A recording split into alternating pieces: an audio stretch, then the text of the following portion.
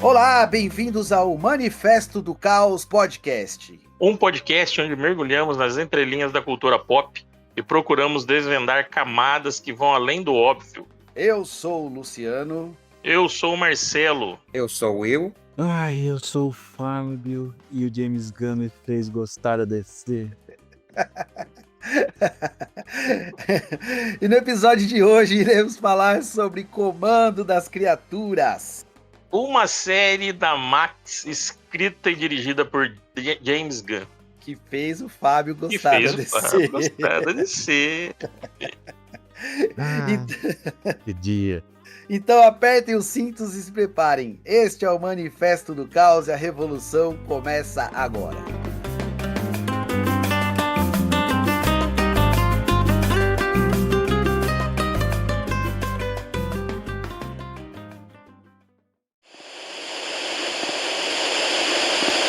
Aviso de spoiler. No Manifesto do Caos, nosso foco não é fazer um resumo detalhado da obra, mas para trazermos uma análise completa, precisamos explorar alguns pontos importantes da trama. Portanto, spoilers serão inevitáveis. Escute por sua conta e risco, mas fique tranquilo. Nossa intenção é enriquecer sua experiência com a obra, e não estragá-la.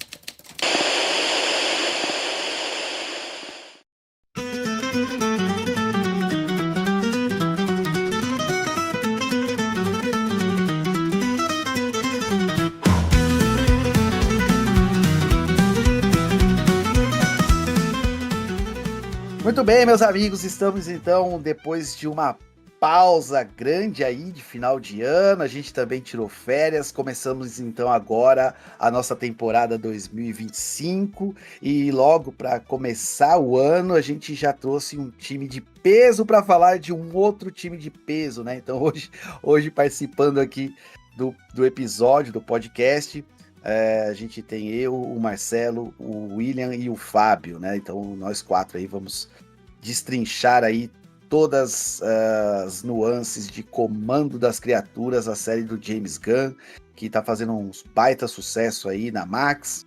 Ô Fábio, traz aí pra gente uma sinopse rápida aí do que é então o Comando das Criaturas, da onde veio essa ideia, quem é esse James Gunn que trouxe essa série pra gente. Se você, meu amigo que está escutando o nosso podcast, estava ausente, estava comendo peru de Natal, fio de ovos, arroz com uva passa e não ficou ligado, no final desse ano, que passou em dezembro, estreou Create Commandos, ou Comando das Criaturas. É desenho? Sim, é desenho, mas é uma série de animação adulta, americana, criada pelo James Gunn, o pai dos Guardiões da Galáxia na Marvel, e que foi contratado a peso de ouro para botar ordem na casa da DC. E que saiu na Max, no streaming Max HBO. Ele é uma produção da DC com a Warner Animation e é a primeira série animada do DCU. Bom, a série ela tem um total de 7 episódios, todos escritos pelo James Gunn. Aliás, ele teve a própria pachorra de se incluir na abertura, né, como animação, escrevendo a série. É a primeira vez que eu vejo isso. Enfim, foi lançado agora e traz monstros, criaturas, no papel de soldados dispensáveis, digamos assim, sob o comando da Amanda Waller, que era a chefona de quem? Do Esquadrão Suicida. Então, ela gosta de gente descartável, né? Até o primeiro episódio trata uma piada muito boa a respeito disso, que a gente pode comentar mais pra frente. Enfim, 7 episódios, muito bem escritos, uma animação adulta que merece a sua audiência.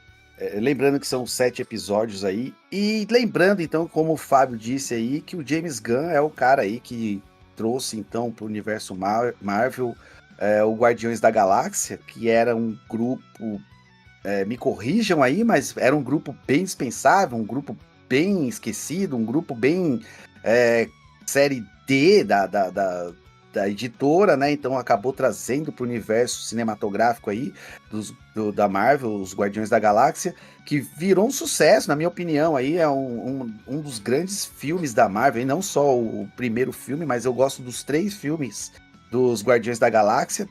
E depois aí também o James Gunn acabou dirigindo o Esquadrão Suicida, né, para DC.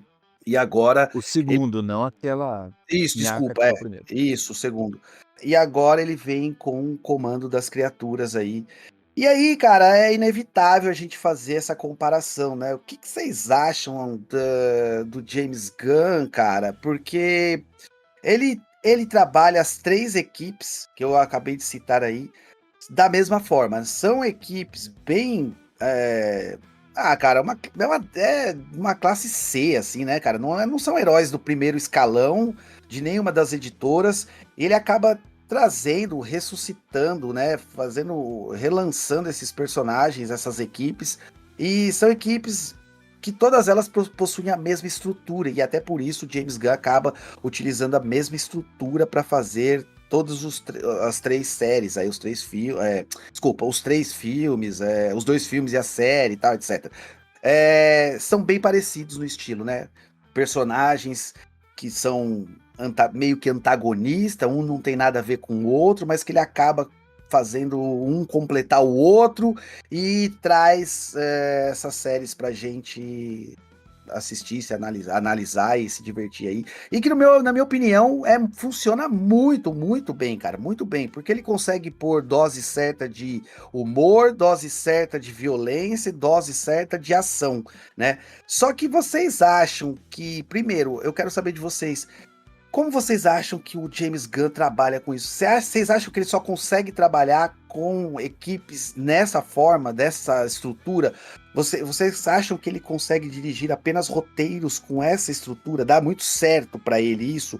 E até eu tô perguntando isso porque quais as expectativas que vocês possuem porque ele vai dirigir o novo filme do Superman, né? O que vocês acham disso aí? Vou abrir, puxar a fila aqui então, Luciano, comentar. Eu tava até pensando, falando em Superman, eu até fiz uma ligação. O James Gunn tá meio. Vocês podem discordar se não acharem que eu tô falando besteira, né? Mas o James Gunn tá meio que o John Byrne.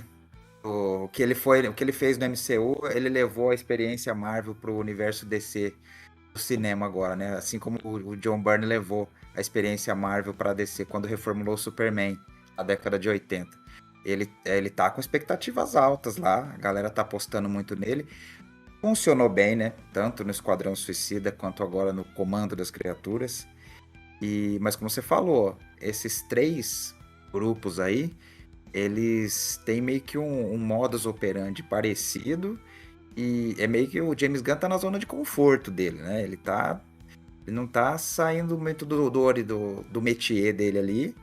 É o que ele já mostrou que ele sabe fazer muito bem. Escrever dessa forma, escrever com personagens de nível D e E das editoras aí, que normalmente a galera, a própria editora não se importa muito, né? Se você muda muita coisa no cânone, a gente vê, por exemplo, os Guardiões da Galáxia que você comentou, eles não, por exemplo, o Star-Lord original dos quadrinhos não tem nada a ver com a aparência, só que hoje em dia o Star-Lord nos quadrinhos tem a aparência do filme, então tamanha a influência, o tamanho que os Guardiões da Galáxia ganharam, inclusive gibi próprio novo e tudo mais.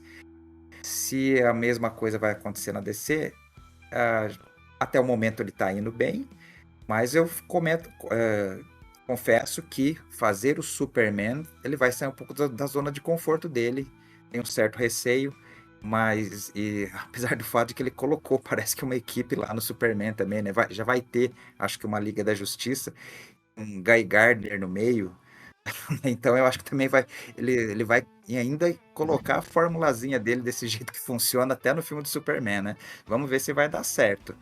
Mas que ele escreve bem esse tipo de roteiro aí, ele manda bem, né? Com certeza. Nas equipes aí que ele escreveu, foi sem igual. Foi sucesso em cada uma dessas aí que ele tocou.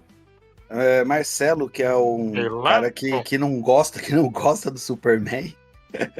Quais suas expectativas para o Superman do James Gunn, Marcelo? Você acha que ele vai usar a mesma fórmula de comando das criaturas?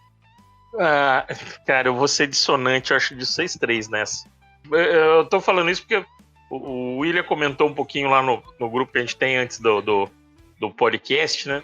Sobre esse perfil, e agora ele colocou aqui para nós a expectativa dele, que ele já falou, né? Que já colocou umas gracinhas ali.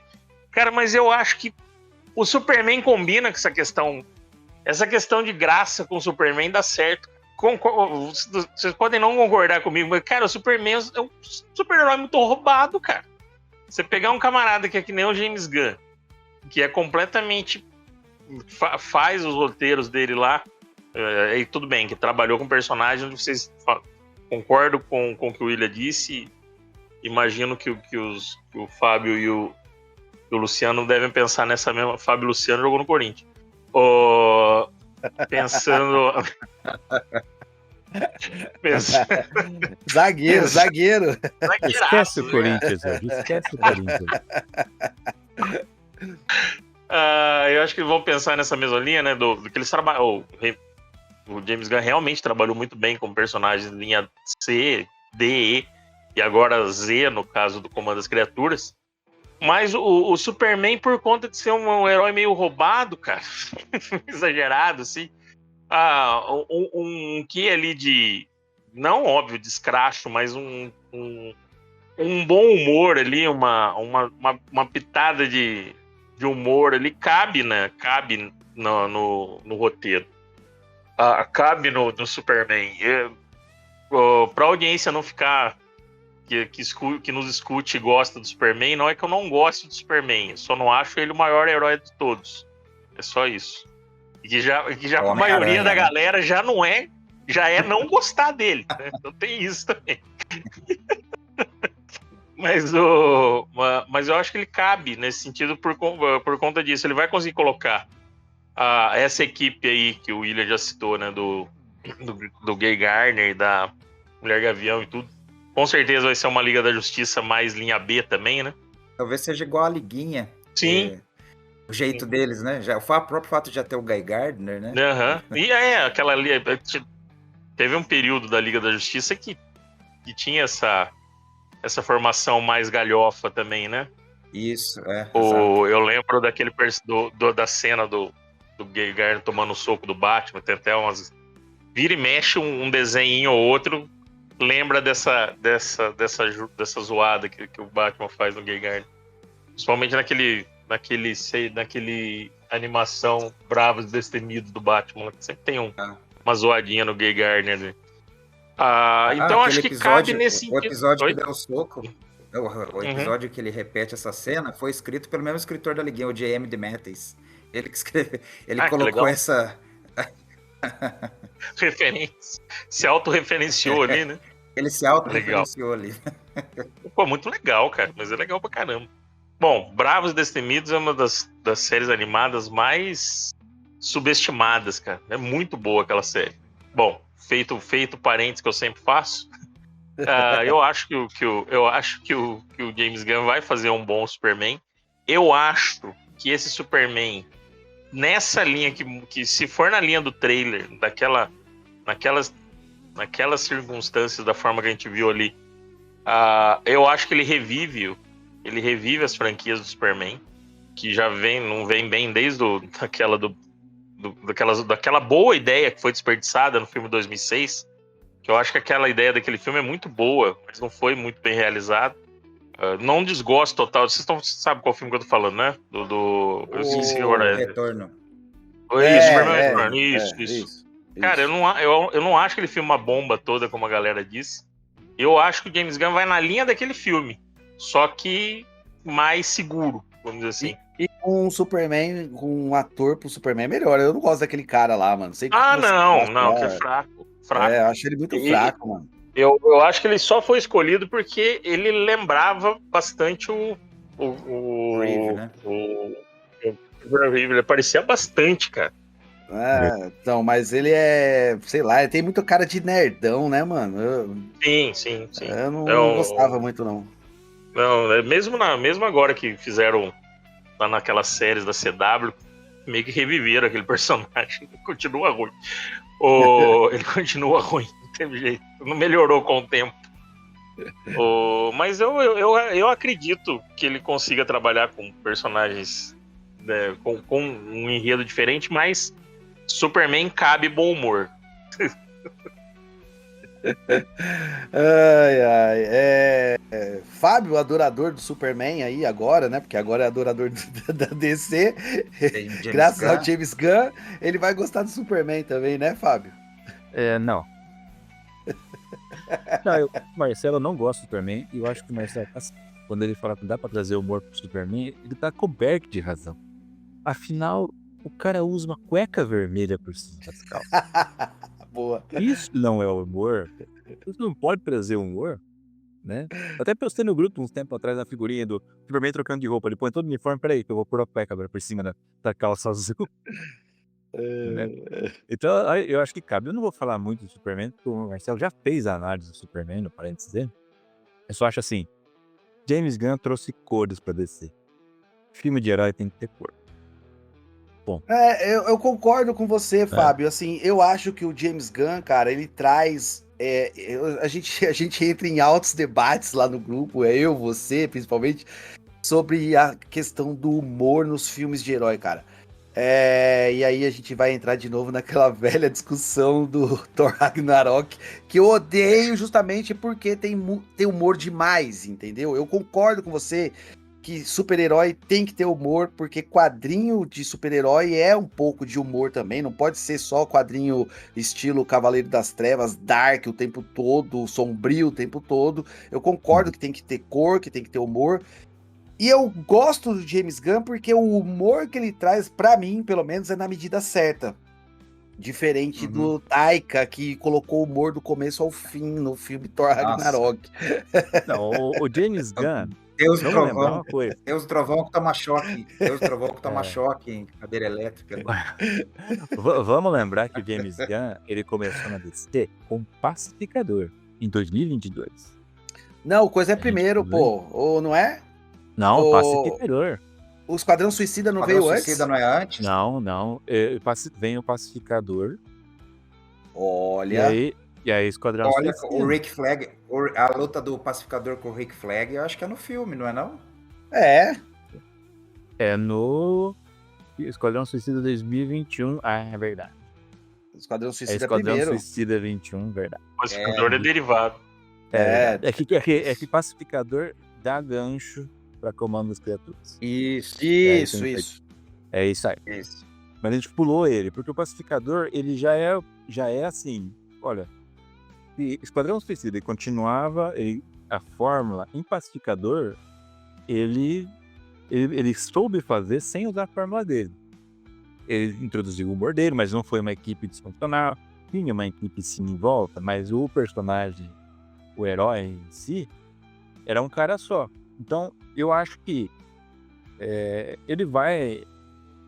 Tem algumas diferenças, vamos lá. A gente está comparando Marvel vs DC aqui sob a batuta do James Gunn. Na Marvel, ele não tinha controle criativo. Ele tinha... Falou assim, olha Marvel, tem esse projeto aqui, esses personagens são dispensáveis comercialmente, né? Então, porque são time B, C, ninguém vai lembrar. Se der errado, deu, tá bem, obrigado. Se der certo, ó, lucro. E aí, vocês deixam fazer outros filmes. Deu certo. Ele fez mais filmes. Ganhou nome. Acho que a trilogia mais redonda da Marvel em 20 anos é a deles, né? Por vários... Porque tem humor, mas porque tem drama, porque tem... E tem gente morrendo. Eu não perdoo o James Gunn até agora por ter matado o Yondu, por exemplo, né? E ele faz, né? Ele tem agora essa constante de matar alguém que a gente gosta nas séries dele. Então, o Pacificador foi assim, no Esquadrão Suicida dele também morre gente. Ele tem esse tipo, vou matar alguém pra chutar. Em Comando das Criaturas tem, aliás, spoiler, né? Tudo bem aqui? Podemos falar de spoiler? Sim, claro. Então eu acho assim que ele tem, eu não vou dizer nem que é um formato, ele tem uma assinatura, que nem o Shyamalan tem, né?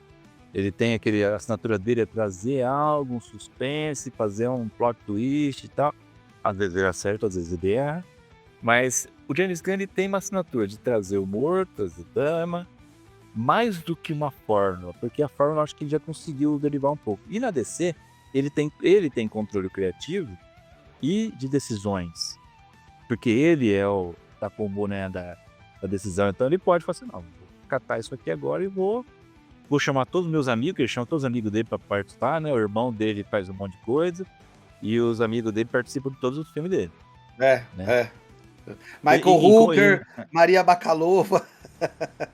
Não, o irmão o dele. Não, o irmão dele é o Shangan, faz 2 personagens, não só. Não contente com um, né? O Guy Gardner, por exemplo, é aquele cara do esqueci o nome dele, mas aqui. O Nathan Fillion também é amigo dele, caramba. Deve ser padrinho do filho do James Gunn, porque tem todos os. O cara é engraçado, o cara é bom. Então, eu acho que tem uma camada a mais é que Creature Comando. Eu vou falar em inglês muitas vezes porque eu vi tudo sem legenda, não. Tudo no original. Mas com as criaturas, ele abre mais uma porta que é a animação. A animação te permite ir além, né? Colocar mais coisas estapafúrdicas, assim, digamos, na tela. É mais fácil criar coisas impossíveis na tela quando é uma animação. Então esses personagens casam muito bem, né? Interessante que a gente teve o What If e Comando das Criaturas mais ou menos esse final do ano.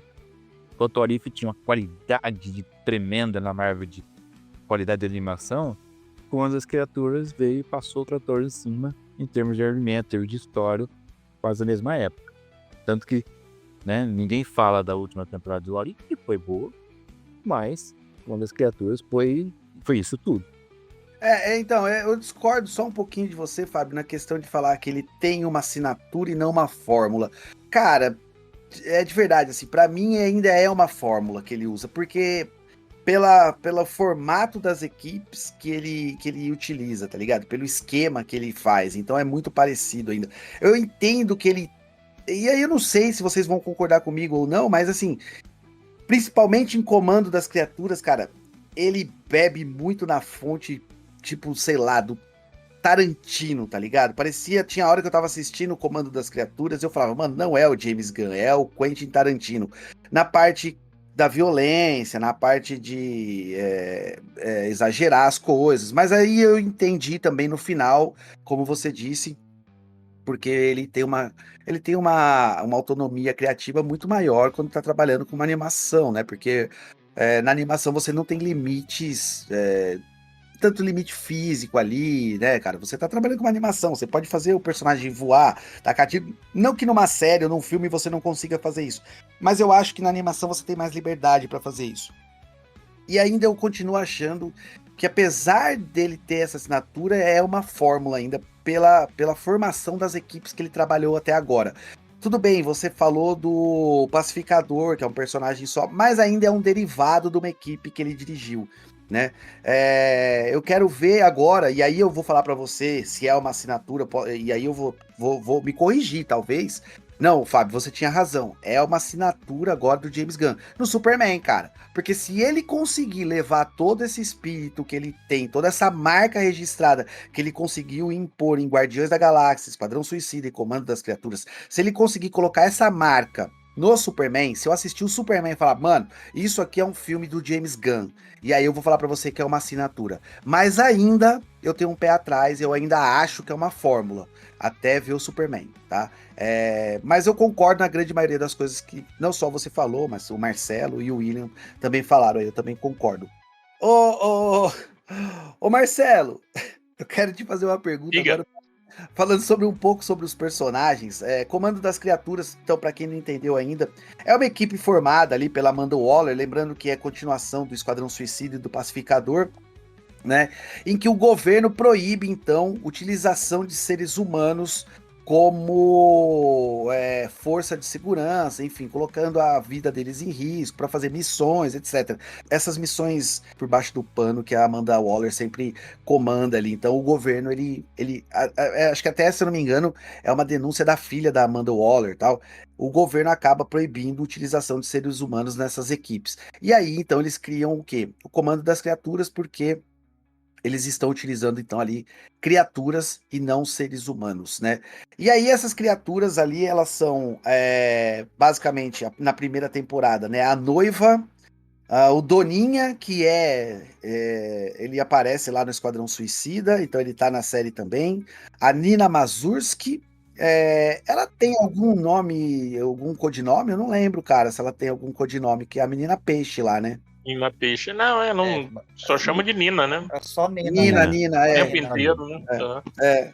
E Ah, a bom, gente tem o robô recruta, a gente tem o Dr. Fósforo, e aí a gente vai ter outros personagens que aparecem, mas quem faz quem está na equipe são esses personagens: Noiva, Doninha, Nina, robô recruta, Dr. Fósforo, desculpa, todos eles comandados pelo Coronel Flag, que é o pai do Flag que morreu lá no Esquadrão Suicida, né?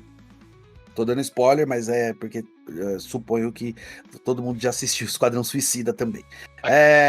Já foi tarde, cara. Já foi Pô, quem não tarde. assistiu, quem não assistiu o Esquadrão Suicida até agora, pouco se importa com É isso. spoiler. Com spoiler. Né? A gente vai ter alguns outros personagens ali, que é o Frankenstein, a Princesa Ilana e a Circe, né? Que é aquela bruxa Temícera, né? Amazonas, Das Amazonas, que agora na Mulher Maravilha Absolute, a Mulher Maravilha é criada pela Circe, inclusive, lá. É uma história bem bacana, inclusive, esse Absolute aí. A gente já fez o episódio do Batman, quem não ouviu, vai lá e ouve o episódio do Batman, que tá muito legal. Vamos lá, Marcelo. Eu quero começar falando dos personagens, e eu quero começar com você, porque eu quero fazer uma pergunta pra você. Puta que eu pariu. O robô recruta, se ele fosse escalado pelo governo para fazer a segurança da posse do Trump, o Elon Musk estava morto. Mas na hora, levantou o bração, meu amigo. Já era. Na hora que ele bateu no peito a segunda vez, antes de levantar o braço, ele já nem braço ia ter pra levantar. Mas tem que lembrar que eu tive pergunta. Ele poderia falar assim: comandante Plebe, tem nazista? Plebe ia dar só uma piscadinha que ele ia varrer. Ele é nazista? Aí já aquele sensor dele já ia aparecer as suásticas em cima da cabeça de cada um. Assim. Nossa, mas sobraria alguém na posse do Trump? Então. Isso, aquela reunião de patriotas que levaram ele. A pergunta é essa. A pergunta correta é essa. Não se ele ia passar fogo no bilionário do X aí.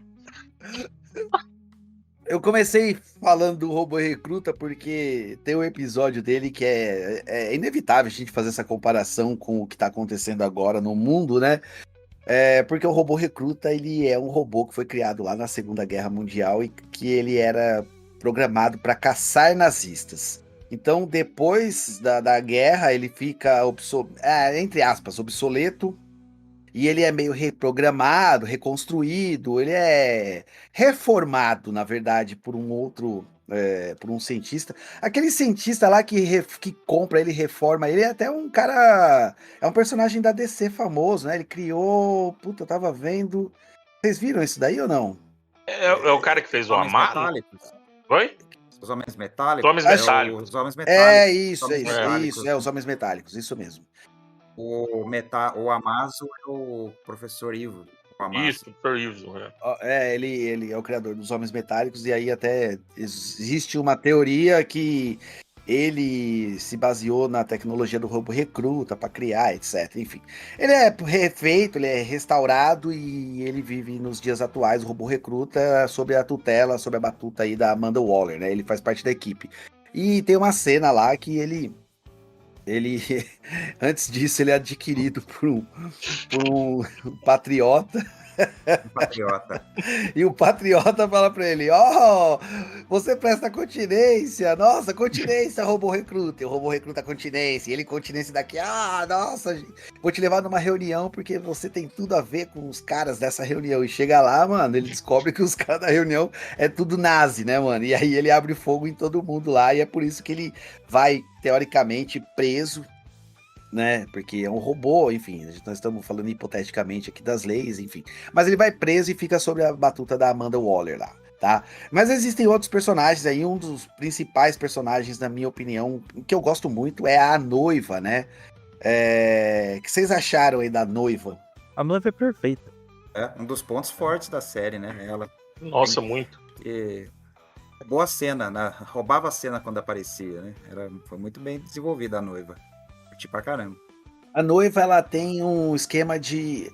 A noiva é a noiva do Frankenstein, né, cara? Criado lá na obra da Mary Shelley. E, cara, é um personagem que desde a sua criação, ela foi criada para ser abusada, né, cara? Para ser utilizada, para servir ao homem, né, cara? É essa que é a verdade da criação da noiva ali. Eu entendo até, eu vejo até como uma crítica da Mary Shelley a essa criação dessa personagem, né? Porque ela é criada ali no mesmo molde do livro. É o cara, o Frankenstein, o Dr. Frankenstein cria o Frankenstein, e depois ele se sente sozinho e ele acaba criando a noiva para fazer companhia, mas ela nunca faz companhia, né? Pro Frankenstein. Inclusive, existem várias cenas boas ali que ela. Tem uma cena que ela o tempo todo vai passando a cronologia, né? Vocês lembram disso? E ela vai matando, atirando, batendo o Frankenstein o tempo todo ali, conforme vai passando os anos. É muito interessante isso. E tem uma outra cena dela que eu acho foda pra caramba, que acho que é no último episódio, acho que é no último, que ela é líder da equipe, e ela tira o casaco, ela sempre tá de casaco, né, mano? Ela tira o casaco, e aí o Fósforo fala pra ela assim: Nossa, gostei desse estilo, você ficou gostosa. E ela manda o tipo, vai se fuder, algum bagulho assim, né, mano? É bem boa essa cena aí também. Lembrando que ela é uma vítima, na verdade, então, da criação do Frankenstein, enfim, e ela tá ali agora sob o comando da Amanda Waller, né?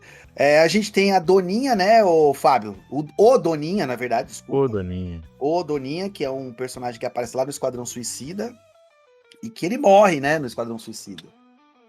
Uma coisa, uma liberdade que esse tipo de equipe vai ter, acho que e vai ter vai ter vida longa dentro desse DCU, é que o Creature Commando, ao longo dos anos, a gente não vai falar das outras versões e tal, você pode usar propriedades intelectuais que que estão abertas, como o Frankenstein, né, como a noiva, como o lobisomem, que aqui não temos o lobisomem, mas tem o Doninha que faz o papel do lobisomem, né? Então você pode ter outros monstros, né, que podem ser usados livremente e ter as suas versões aqui. Tá, eu gostaria muito de ver uma múmia, gostaria muito de ver... Teve uma versão Drácula. Que tinha o vampiro, né? É o Drácula. Vai ter na segunda temporada, vai ter a versão do vampiro. Exato. Então, É a menina lá, é a menina que tá jogando tênis de mesa no final do episódio lá.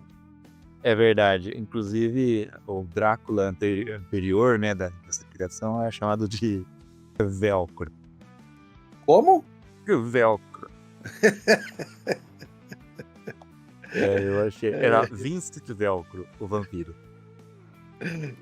Entenda como quiser. Mas eu queria chamar a atenção para um outro personagem que eu gostei e, infelizmente, spoiler, morre, que é a Nina. Né? Nina, cara, mano, é muito foda, né, mano?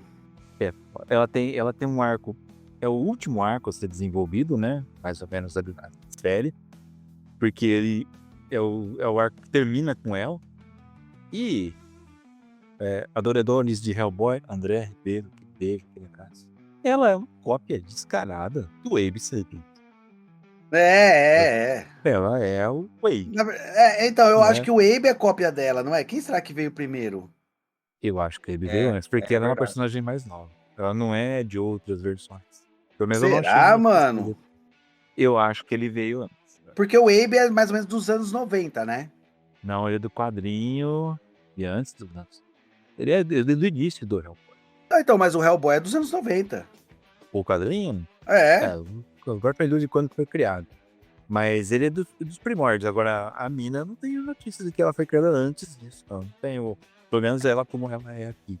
Esse personagem anfíbio e humano. Né? Mas enfim, ficou muito bom. Inspirado ou não, quem veio primeiro ou não, assim, lembra muito, hoje em dia. Infelizmente, é aquele personagem que a gente gosta morre. Né? Tipo Yondu, tipo outros que acontecem no Pacificador. Que o James Gunn gosta de fazer isso com a gente. Né? E David Harbour, que é o Frankenstein. Aqueles que não se lembram de David Harbour, é o nosso querido Hellboy. Hellboy. É o Hellboy. É o Hellboy. Ele é o... Como é que é o Capitão América russo lá? É verdade, é o Guardião, né? O Guardião Vermelho do Guardião Vermelho. Guardião é, Vermelho Guardião Vermelho. dos Thunderbolts. E é o xerife lá do Stranger Things. Ó, Stranger Things, é isso aí. Pai da Eleven. presente. É o pai adotivo da Eleven. Então, o Hum. cara é um cara que tá presente em tudo que a gente gosta. Então, É. Tá devendo bastante pensão atrasada, hein? Trabalhando, caramba. Esse tá pagando por boleto que tinha, né, cara? Até fui procurar aqui, a Nina é mais nova, viu? A Nina é É. dos 952. É dos 952, né? Eu tô vendo aqui também. E ela é criação do É. Jeff Lemire? É. É isso? Tem a cara dele. É. Assim. É isso aí. É, criação do Jeff Lemire. Vamos lá, como sempre eu tinha razão. Próximo. Mesmo sem saber, eu tinha razão. Mas, cara, o arco não só da Nina, mas acho que de todos os personagens, do Doninha, do Dr. Fósforo. Cara, todos os arcos ali são dramáticos, né, cara? Você pra ver no fundo, eles não são criaturas, né, cara? Eles são pessoas que tiveram algum problema na vida, cara. É isso, mano, né? Era o que eu ia falar. Não Eu são. ia comentar isso, porque falar que eu acho que o único que é uma criatura ali mesmo é o robô recruta. O restante era tudo gente, mano. Isso aí. Faz sentido. Todos eles todos eles foram pessoas que passaram por alguma experiência ruim, né, cara? Se você catar, o Doninha não, né? O Doninha, o Doninha ele é uma criatura mesmo, né? É uma criatura. Mas ele é uma criatura bondosa, mano. Esse que é o problema, né, mano? Ele é tido como... No começo da série fala que ele matou 20 e poucas crianças, mano. Fake news da porra logo no começo, né, mano? E depois mostra... Cidadão de bem, né? Cidadão de bem que viu ele lá. Pode crer. Só antes de vocês continuarem, fazer um parênteses. Seria James Gunn um agente da cultura woke? Ave Maria, será?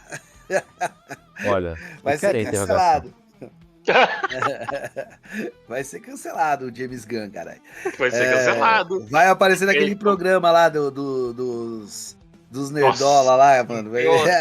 James Gunn lacra em Superman. Já tô vendo já. Lacrate. Nossa, o cara, quando ele fala lacrate, eu perco 3 neurônios. Pior que pouco. Mas, Luciano, mas... Oi. Na verdade, a gente tá falando de quem é criatura ou não, só que a coisa mais... O que une eles, né, em termos de trama, é que todos foram vítimas de monstros. Muito boa. Muito boa. Inclusive, o Doninha foi vítima desse tipo de monstro, né? Isso. Todos eles foram vítimas de monstros nas suas vidas prévias, né? E foram, no final, classificados eles como os monstros. Isso, perfeito, Fábio. Perfeito sua colocação. Perfeito de novo, fala. Esse burguês safado. Burguês safado. Cara, vocês... ele fala de chaboteio. Já ele pôs um chaboteio aí. O robô recruta, vocês sabiam que o sargento da equipe dele era o sargento... Caramba, tem um quadrinho do... o Rock. Sargento Rock, isso. É, o Sargento Rock, pô. A Companhia Moleza. E a É Companhia isso! Moleza. Easy Company, né? Companhia Moleza. Isso. Muito bom isso, né, cara? Mano, ele fez uma associação muito Ah, foda, mano. curti ver o Sargento Rock também, da hora. Ah, tem um outro monstro, na verdade, que eu acho que ele é monstro também, que é o Frankenstein, cara. Ele, inclusive, ele tem um perfil diferente, né, na série, né, mano? Ele, ele é meio foda-se, né, com tudo, né? Nossa, muito pouco. Eu acho curioso ele, inclusive, assim, do tipo, a noiva, onde assim, tem a mesma idade que ele, foi criada da mesma forma, mas você viu que ela evoluiu, ficou uma mulher madura, assim, né? Malaca, tinha malícia.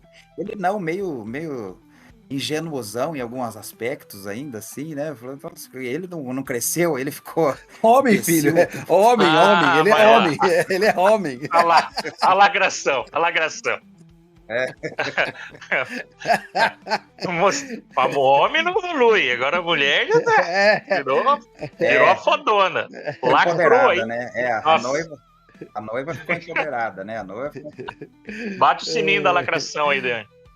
cara, a gente não pode esquecer, a gente tá esquecendo do personagem que é. Ai, caralho, é foda essa série.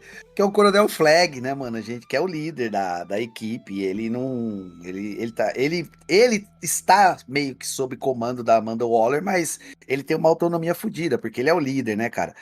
Cara, achei foda, pesado, assim, até pesado as cenas dele com a princesa lá, cara, né? É, Tipo, mano. Coronel Metelão. O James Gunn tocou foda-se ali, mano, nessa Tocou parte. foda-se. Tocou Literalmente, foda-se. né? não, Literalmente. e o James Caralho. Gunn foi tão malaco que colocou nesse Rick Flag Sênior aí a aparência dele, né? Só não tem o óculos, que é Pode igualzinho o crer. James Eu Gunn. pariu, mano. É igualzinho, pode crer. Eu achei ele parecido com o próprio Frank Grillo. Também, Também, lembra, também. Eu achei, né? também lembra, assim, é Eu, que por ter os cabelos brancos, ser mais, o personagem, né, ser um A pouco barba mais, branca, lembra também o James Gunn também, né, cara?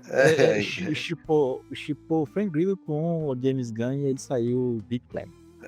Pode Rick crer, isso Flag. mesmo, Coronel Flag, mano. Ai, caramba. o Frank Grillo é E, mais velho que o James Gunn. Hein? é? Um É ano. mesmo? Eu Caramba, pesquisei mano. aqui pra ver a cara, porque eu concordei com. Tanto o William quanto o Fábio tem razão, mas ele realmente tá mais parecido com o James Gunn do que com o Frank Grillo, por conta do cabelo branco, óbvio. É, Mas tá bem. E agora, por conta que eu puxei aqui, ele é um ano mais novo, o James Gunn, do que o Frank Grillo. então, e parece mesmo, verdade.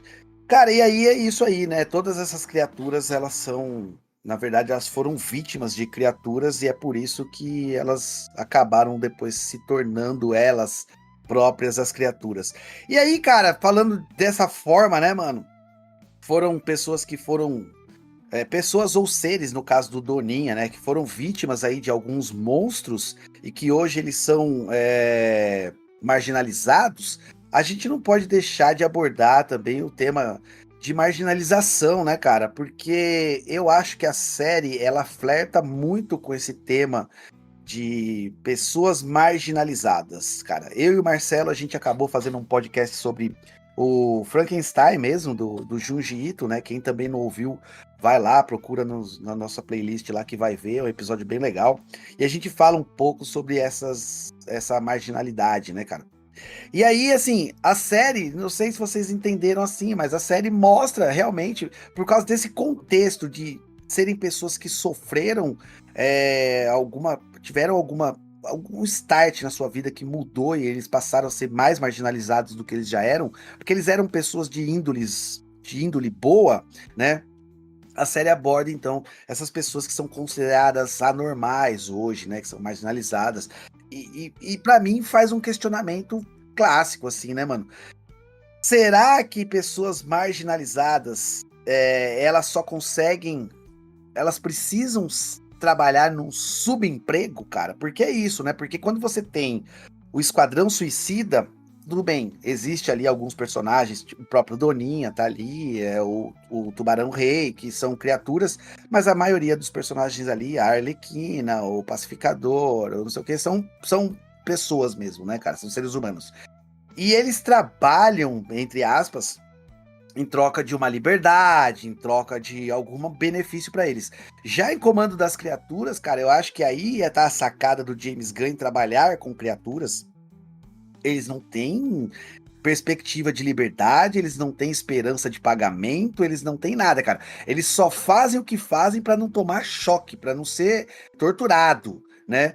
E aí, fazendo essa analogia com pessoas marginalizadas, e aí, quando eu digo marginalizadas, eu digo minorias, e quando eu digo minorias, eu digo pessoas, talvez, todas as minorias que você possa imaginar, seja pessoas da comunidade LGBT, QIA+, seja pessoas negras, sejam pessoas PCD, né, mano? Pessoas com PCD, isso, pessoas com deficiência.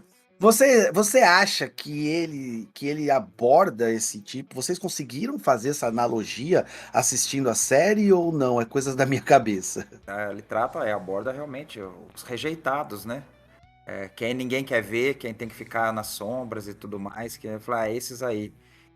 Trata, de certo modo, ele aborda esse tema daqueles que são rejeitados, né? Pelos padrões de determinada sociedade. Rejeitados, eu gostei dessa palavra. É basicamente isso. Eu usei marginalizados, mas eu acho que rejeitados se enquadra melhor nesse tipo de dimensão. A gente pode lembrar muito também, aí, não sei o que o Marcelo pensa, daqueles shows de horrores que a gente via lá no começo do século XX, os freak show, onde pessoas... E aí, cara, a gente tá tratando de pessoas com deficiências graves, né, mano? Que tipo, sei lá, tinha o caso lá das irmãs siamesas. Tem o próprio caso do homem-elefante, né, cara? Que era pessoas que eram expostas no circo, esse tipo de coisa, que eram submetidos a um subemprego, né, cara? Porque eles não conseguiam ser empregados na sociedade, porque a sociedade prega um padrão de beleza, pelo menos um padrão de normalidade é pregado pela sociedade ali, e eles não se enquadravam nesse perfil, né, cara? Você consegue também ver isso, Marcelo, do freak show? Então, tipo, seria o Comando das Criaturas um freak show da Amanda Waller ou não? Tem aquela coisa que a gente já falou em alguns episódios, Luciano, que o autor faz a obra e aí a leitura a gente faz da forma que a gente... com o que a gente tem de bagagem também, né? Como a gente já falou, dá pra ver essa série só como uma diversão mais 18, né? Ou como você pode se aprofundar nos personagens. Eu creio que James Gunn tinha esse subtexto, nem tanto subtexto, mas tinha essa ideia bem clara de... A que o Fábio fala inicialmente ali, né? Dos monstros não serem eles, né? Isso daí não é nem subtexto, já tá ali para nós, é só quem quiser fechar o olho que não enxerga. E essa questão dos marginalizados ou dos rejeitados, como o William fala, tá no subtexto, com certeza. Né? Cara, muito boa isso daí, você falar o freak show da Amanda Waller. Tem uma outra série, não sei se os colegas viram, que é a Patrulha do Destino, que ela tem essa mesma pegada do Comando das Criaturas. Eu esqueci o nome do doutor lá. Até o cara que faz a voz do Dr. Fósforo é o inimigo da primeira temporada. Que também tem essa mesma linha. E lá a ideia de marginalizados não tá no subtexto, tá no roteiro, tá no enredo.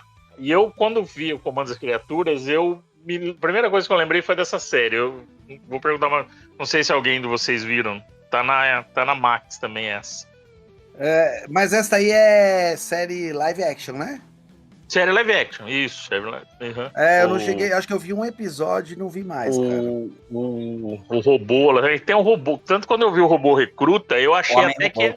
Oi? O Homem-Robô, né? Eu até achei que era... Isso. Eu até achei que era o mesmo personagem antes de escutar o nome, sabe? Aí depois que chamou de robô recruta que eu vi que não era o mesmo personagem. E lá tem essa mesma ideia também, dos rejeitados, e aí eu tenho a casa que é o doutor lá acolhe eles e tudo mais. E o James, e essa Comando das Criaturas tem a mesma vibe, só não falando na questão dos personagens, né? Não na questão de por que foram criados, né? De por que foram recrutados, vamos dizer assim. Ali tem mais a questão de ser na Comando das Criaturas são as pessoas que podem ser descartadas da mesma forma como a maioria vou dar uma exagerada. Como a maioria de nós olha para as maiorias minorizadas, que é o termo mais correto que eu acho de usar isso, né? Porque tem muitas maiorias populacionais que são minorizadas. Mulheres, negros e Então, tudo eu mais. vi um É. conceito esses dias, Marcelo, só para complementar Aham. o que você tá falando, que assim, a gente às vezes fala minoria e a pessoa fala, mas tem tanto negro, tem tanto homossexual, tem tanto. Cara, Uhum. realmente, em quantidade, talvez eles sejam maioria, mas eles são a minoria no poder, né? Sim, Então, sim. Não, não, as suas ideias, né? Na verdade, não as suas ideias deles, na verdade, as nossas uhum. também, né? Não são Aham. representadas, não estão representados por uma minoria que dominam as ideias e os poderes, né, na sociedade, né? Essa que Não, é a verdade. exato. É. E aí, quando esse conceito de maiorias minorizadas, eu acabo adotando como sendo, acho, mais palatável para uma grande parte dessas minorias, né? Ditas minorias. E sim, tem esse conceito de freak show, com certeza. Além do mais, de serem, além desses personagens chamarem muita atenção quando estão em luta também, né? São completamente fora dos padrões dos inimigos, né? Também tem isso. Então, a ideia de freak show, sem dúvida, tá ali no subtexto. Lembrando que, cara, tem alguns casos famosos aí, né, do Freak Show aí, que um dos grandes, mais famosos aí que eu lembro, assim, é o Homem-Elefante, cara, que tem até filme. Inclusive, o Uhum, filme morreu agora, pô, essa semana. É o David Lynch, pô, ele é o cara uhum. do Twin Peaks, né? Ele é o cara que é o diretor desse filme, Homem-Elefante aí, que o cara tinha ele tinha umas deformidades na cabeça, tal, enfim.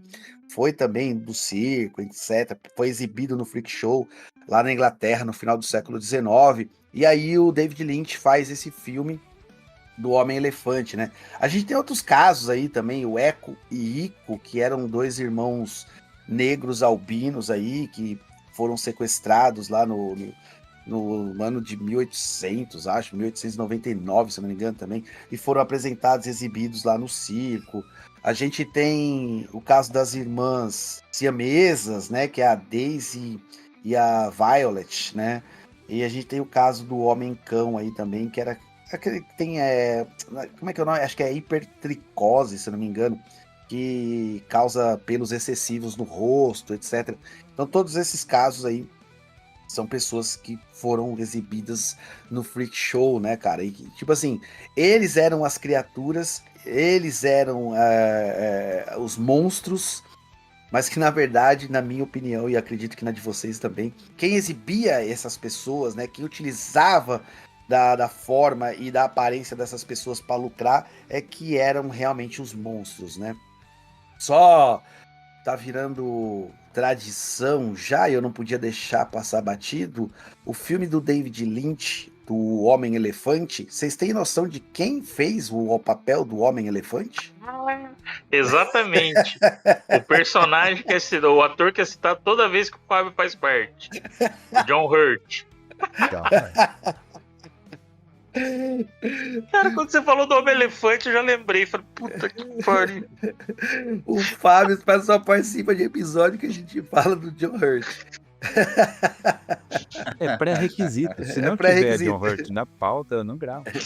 Olha, ele falou sobre Alien, V de Vingança e agora o Homem-Elefante. Tem que Sensacional. ter. Tem um cara, a gente acabou lendo por conta da série, né, cara? A gente acabou lendo um artigo é um artigo, né, Marcelo? Aquilo da Sim. Virgínia Laís de Souza, que é o corpo supostamente monstruoso, é produtor de conhecimento. Cadê? Não tem o nome do artigo. Eu vou achar aqui, eu vou Cadê? deixar depois anexado no Spotify lá também, o link do artigo para quem quiser. Mas é da Virgínia Laís de Souza. Que ela traz, não ela, claro, ela não é criadora desse termo, mas ela explora muito no seu artigo um termo chamado corpomídia, né? Que é o corpo como produtor de conhecimento. Então, enfim, através de dança, porque quando você tem. Quando você está na presença de um corpo você também tá adquirindo conhecimento, né? O corpo ele produz conhecimento ali e provoca discussões políticas, existenciais, etc. Né? A série ela traz bastante reflexão desse tipo, né? E é justamente isso, esse termo, né? Corpo, mídia e monstruosidade, né? Você chegou a, você não, ô Fábio, você não leu esse artigo, né, Fábio? Eu li parte dele. É? Li parte dele. Você consegue entender esse corpo mídia, essa monstruosidade e esse corpo mídia? Você acha que ele realmente, na série, ele consegue produzir essa discussão política existencial com a gente? Lembrando que também, assim, outra pergunta que eu quero deixar para você, Fábio, são equipes, né? Equipes disfuncionais. Acho que foi você mesmo que citou isso no começo do programa. Equipes disfuncionais. Você acha que pessoas. Eu não sei se você é muito correto no que eu vou falar, tá? Se algum ouvinte tiver escutar e falar, mano, falou um absurdo, por favor, me corrija nos comentários. Mas você acha que corpos disfuncionais, não sei se é assim, tá? Mas você acha que corpos disfuncionais, eles funcionam melhor no coletivo? Tô dizendo isso porque o corpo mídia que eu tô te falando, e tô falando tipo assim, ó, parece-me que pessoas, por exemplo, portadoras, desculpa, não pode usar esse termo, portador de deficiência, né? Pessoas com deficiência, elas acabam formando uma comunidade para se ajudarem. Você acha que esse coletivismo ele ajuda e o corpo mídia ele traz essa discussão política para as pessoas que possuem alguma deficiência, para as pessoas excluídas, para as pessoas como a gente falou, marginalizadas? Você acha que é fundamental esse tipo de pensamento, esse tipo de ação? Eu acho que sim, essa discussão é válida. No artigo, ela fala um pouco sobre estigmatização do corpo, daquilo que é anormal. Mas no caso do comando das criaturas, o criatura ser comparado com um pária, né? Na verdade, está muito evidente, né? É muito claro para as pessoas ali o que os outros, né? O que as criaturas são.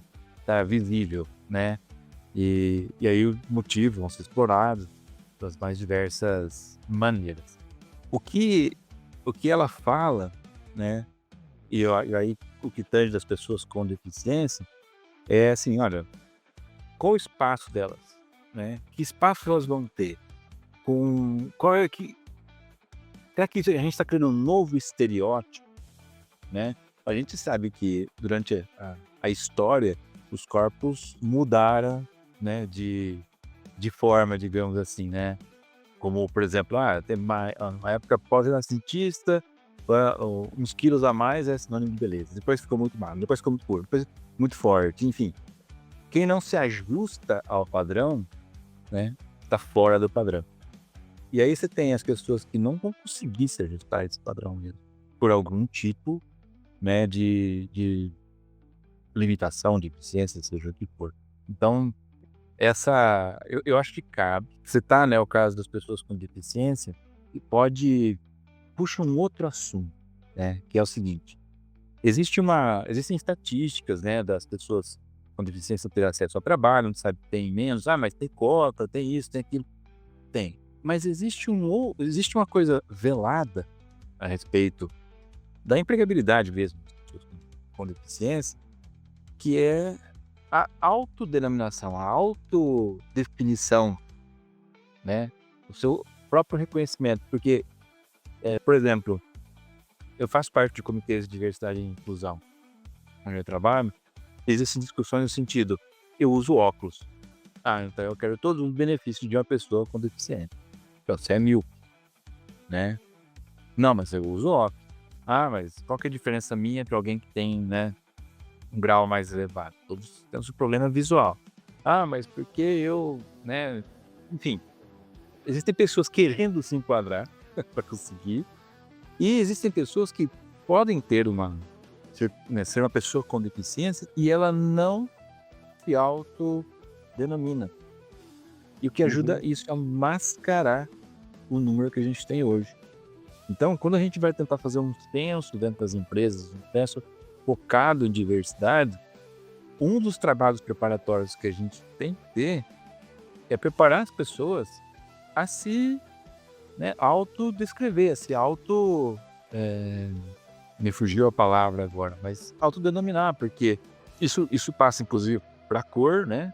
Não, eu sou branco, eu sou pardo, eu sou negro, eu sou, né, sou índio. As pessoas têm dificuldade de se autodescrever, de se De autodenominar. se reconhecer, na verdade, né? Ou por falta às vezes, de conhecimento, ou porque é um viés que está enraizado desde sempre. Então, você tem essa falta de tem números que não são precisos, justamente porque não existe muito preconceito, óbvio, né? Como eu disse, quem é diferente é tratado como pária, mas existe uma luz no fim do túnel, que assim, tem gente a fim de, né, promover um pouco mais de igualdade.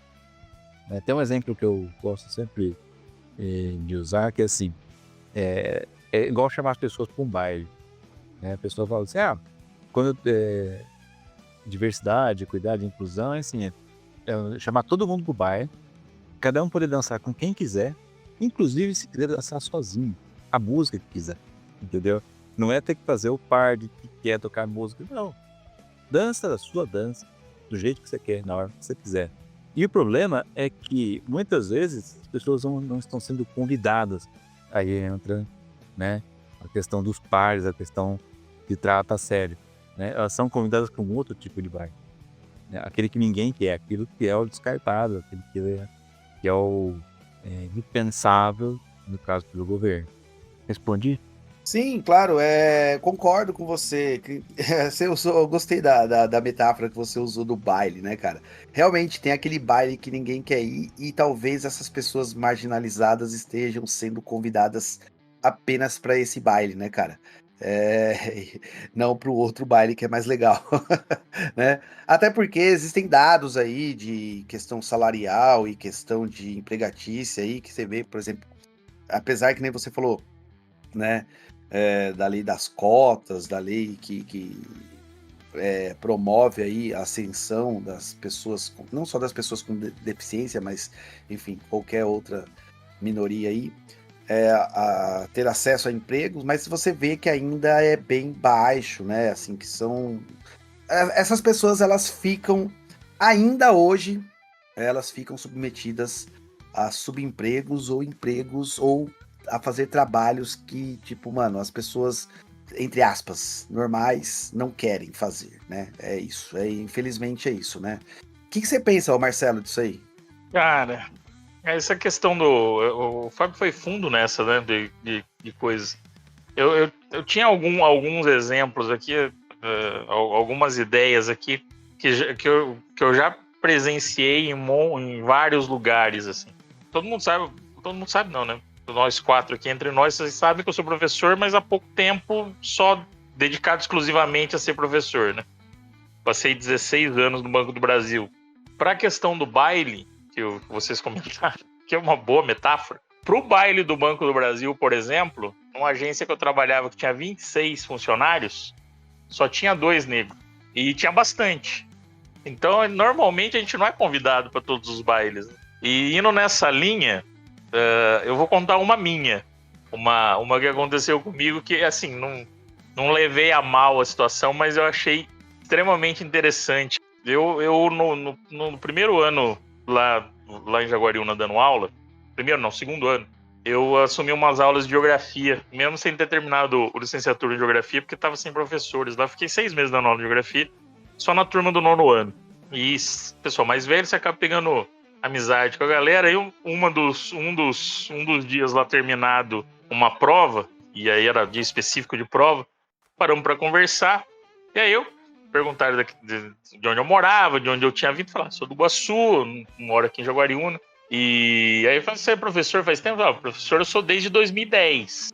Exclusivamente professor é o 2º ano, né? Durante muito tempo trabalhei no banco e tudo mais. Aí um dos meninos virou e falou pra mim, professor, você era segurança? Eu não fiquei puto nem nada, mas tipo, nunca fui segurança do banco, né? Eu era funcionário concursado. E o moleque, assim, não foi de sacanagem. O moleque olhou pro perfil e falou, né?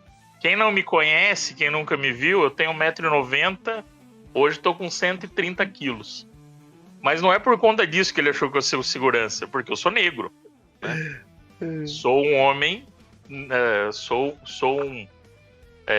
muita gente fala que pardo é papel, né? Mas como o IBGE considera pardo como uma condição, e minha mãe é branca e meu pai é negro, pelo IBGE sou pardo, mas eu me autodeclaro negro e tenho cabelo crespo e tudo mais. E aí eu aproveitei esse dia para dar uma aula sobre isso, né? Certamente para um professor branco ele não ia fazer essa pergunta. E aí vai para uma outra. Eu sou professor hoje, né? A tendência da maioria da galera, apesar de me olhar e no subconsciente saber que eu sou negro, a galera vai falar, não, ele não é negro, ele é branco, ele é professor. Se eu fosse servente de pedreiro, certamente eu seria negro. Estão entendendo a questão aí do baile? Como é diferente também para cada situação? Eu tava com essa na cabeça, eu não ia falar, mas eu tava com essa na cabeça quando o Fábio falou mata bem essa ideia. E ninguém me contou, isso aconteceu comigo. Então, é bem essa, né? As portas não estão abertas para todo mundo. E a segregação existe e é clara, né? Você tem que fazer, às vezes, muito mais para chegar no mesmo ponto, né? E mesmo estando no mesmo ponto e tendo formações iguais às dos demais colegas, ainda assim, de vez em quando, você tem que provar. Você tem que provar ainda mais. O caminho é mais difícil sempre, né? O caminho é... Cara, assim, essa ficou escancarada pra mim, cara. Nunca, assim, é óbvio, eu nunca neguei que existe racismo e tudo mais, né? Mas acontecer uma coisa dessa direto com você é quase que pedagógico. Espero que a audiência e vocês entenderam o que eu quis dizer com isso, né? Que a gente às vezes não percebe isso, mas essas coisas existem dessa mesma forma. Eu tava falando com uma sala que não era de uma escola de centro, era uma escola de periferia. Vários dos alunos ali tinham a mesma cor que eu, tem a mesma, né? Estão vivos, graças a Deus, não morreram nem... Ainda não morreu ninguém. Ainda não tiveram confronto com a polícia. Não, 2 tiveram, infelizmente, mas não chegaram a falecer, só foram presos. Inclusive dessa mesma sala. Mas e aí esse é o baile onde eles estão convidados a entrar. Basicamente. É isso. Sei que a gente foi um pouco para outro lado, né? Mas... Só para validar mais ou menos também aí o que a gente tá falando, cara, eu tenho da questão do baile, foi legal a questão do baile. Saiu uma matéria na Infomoney do dia 13/12/2024, escrita pela Janice Colasso. PCDs no mercado de trabalho. Mais de 60% nunca foram promovidos. Aí a matéria diz assim... a pesquisa da Coexistir mostrou que os profissionais PCDs encontram obstáculos no ambiente corporativo. 64% nunca foram promovidos e 63% relatam ter sofrido discriminação no trabalho.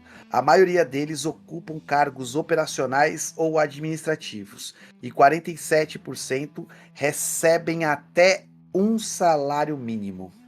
Cara, é cruel pensar, né, que uma pessoa, sei lá, eu li em algum outro lugar aqui também que a grande maioria eram cadeirantes. Aqui, ó, nessa mesma matéria, tá falando aqui, ó, entre os entrevistados, mais da metade, 55% são mulheres. Já em relação aos tipos de deficiência, a física é a mais recorrente, 93% são cadeirantes, seguida por 27%.